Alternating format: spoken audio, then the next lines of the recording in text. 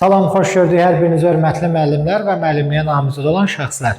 Sizə bu günlərin kurikulumdan maraqlı bir test nümunəsi təqdim edirəm. Bu situasiya sualıdır və ümid edirəm ki, hər biriniz bu sualın cavabını doğru yazacaqsınız. Əvvəlcə sualla tanış olun. Gördüyümüz kimi sual biraz geniş həcmli sualdır. İmtahanda da məhz bu formatda suallarla rastlaşırsınız və rastlaşacaqsınız. Başlayaq. Şagird cavabını bilmədiyi sualla müəllimə müraciət edir. Müəllim şagirdin sualını dinləyir, amma birbaşa cavab vermir. Onun cavabı tapması üçün müvafiq resursa yönəldir. Məsələn, kitaba mı, internetə mi və s. Şagird sualın cavabını özü tapmış olur. Araşdırır, özü tapır.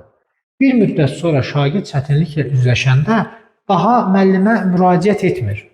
Onu müxtəlif mənbələrdən araşdırır və fəaliyyətində öz güvəni daha da artır.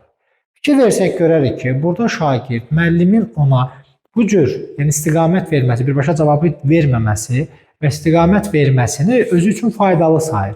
Və düşünür ki, gələn dəfə mən sualım olanda müəllimə deməkdənsə özüm araşdırsam, özüm müəyyənləşdirsəm daha yaxşı öyrənə bilərəm. Və şagird də o addım atır, özü araşdırır və özü öyrənir. Və bu şagirdin həm də öz güvənli olmasına gətirib çıxardır.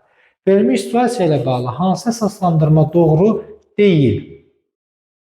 Müəllimin fəaliyyəti şagirdin müstəqil öyrənmə bacarığını, özünü qiymətləndirmə bacarığını inkişaf etdirə bilər. Bəli, çünki uşağın öz haqqında məlumatlığını burada görə bilirik. Özünü qiymətləndirmə, metakognitiv yanaşma var. Müəllim atdığı addımla sinifdə şagird yönümlü mühit yaradaraq şagirdin müəlliminin asıllığını azaldır. Bu da əla, doğru fikirdir. Niyə görə? Çünki müəllim çalışır ki, uşağın özü müstəqil olsun. Müəllimin bu fəaliyyəti ilə şagirdin metakognitiv bacarıqları inkişaf edir, özünün işini daha rahat şəkildə idarə etməyə bacarır. Çünki uşaq artıq bundan sonra öz işini tənzimləyir ki, problemim olanda bu problemi müəllimdənsə özüm araşdırsam daha yaxşı olar. Bu da doğru fikirdir, bizə yanlış lazımdır. Müəllimin bu fəaliyyəti şagirddə öz güvən formalaşdırdığına görə o artıq yoldaşlarının problemi olduqda onlara liderlik eləyərək, onların problemlərinin həllində yaxından iştirak eləyəcək. D variantı özlüyündə ola bilər doğru fikir kimi görsənsin, amma situasiya ilə deyil. Niyə görə?